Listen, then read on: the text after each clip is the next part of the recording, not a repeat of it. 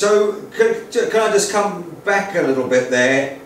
You're saying that you've been offered hospitality from the Jersey Evening Post? Not only me, and let me emphasise, there's nothing wrong in that. There is nothing wrong with that. You need senior police officers need to have a relationship with journalists who are controlling the news, so that they can try and make sure that journalists have the right facts. And there were one or two very, very good journalists on the Jersey Evening Post. And yes, on a number of occasions, not only have I been invited to hospitality with the Jersey Evening Post, but on a number of occasions I've been to the Jersey Evening Post offices where at meetings and the like, the Jersey Evening Post have actually put on a small buffet. I don't remember ever receiving any alcohol, because it was, I think most of them were at 10 or 11 o'clock in the morning. But absolutely, Jersey Evening Post have supplied hospitality to police officers in the past. And again, I emphasise that I'm not saying there's anything wrong with that. It's a necessary function of a senior police officer's duty to have a relationship with reporters. And you can think back, maybe difficult to remember too many, but you can think back to some really, really good stories that have been in the Jersey Evening Post, like for instance the Anthony Lewis story about the firearms, which I get into an awful lot of trouble for. But Anthony Lewis, his expose on the huge amount of firearms on the island was based very largely on an interview that he did with me. I mean, Anthony added his own bits and pieces to it, one or two bits of it which caught the headlines, but basically that was an excellent and a superb piece of journalism. But I got into an awful lot of trouble over that, because people did not want the truth about the firearms on the island released into the public domain. So it's not true to say that police officers and journalists should never speak. And I'd like to think that I've got a fairly cordial working relationship with a fair number of the journalists in Jersey, and including a few on the Jersey Evening Post. There are one or two whose underhand methods I would never ever forgive.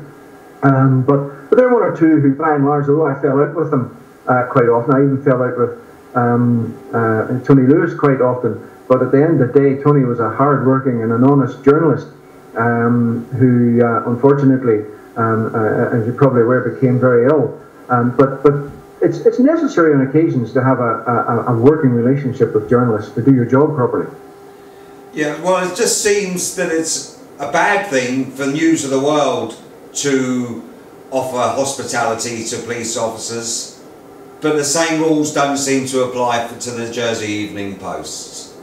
Well, I think that where the problem lies, the allegations against the News of the World in respect of the Met officers is that hospitality influenced either decision making or the giving of information. And to be fair, I never ever had at any time any underhand offers or any offers that journalists in Jersey should not have made. I need to emphasise that was never ever the case. That my dealings with journalists in Jersey were always on a proper level, and they never made any offers to me that they should not have made. And I think that's the difference. Where I think I agree with you is the hypocrisy in the media. And for instance, if the Jersey Evening Post, and I haven't but if the Jersey Evening Post are criticising the News of the World for entertaining senior police officers, then that's being hypocritical, because they do the same. If they're criticising the possibility that information might have been bought and sold as a result of that, then of course they're perfectly correct. But you've got to separate the two, and I'm not sure that has been done, and it's certainly not being done by these three politicians, Shenton, Kershard and Power, who are deliberately trying to smear a hard-working team of detectives on the historical abuse inquiry, who, let us not forget, were under media siege every day of the week.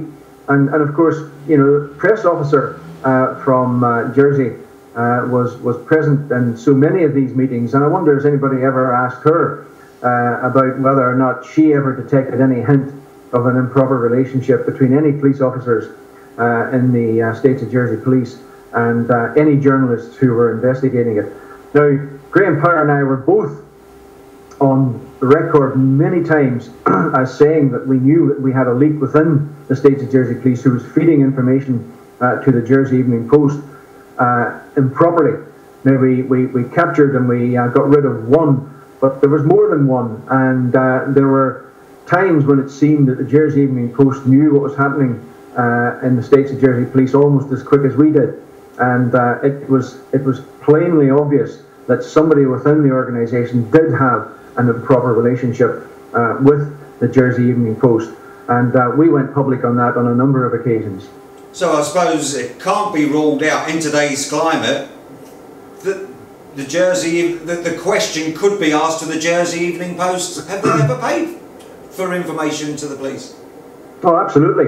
I mean, as I said, we launched a number of investigations, and I'm not just raising this now. If you look back, we spoke about it, and we spoke publicly about the difficulties of trying to keep information. Now, again, I don't want to be blackening the name of the vast majority of police officers who were serving with the States of Jersey Police when I was there. The overwhelming majority of them were honest, hard-working, and absolutely abhorred the fact that anything that they did, if they did something wrong, it seemed to be fed to the Jersey Evening Post within minutes.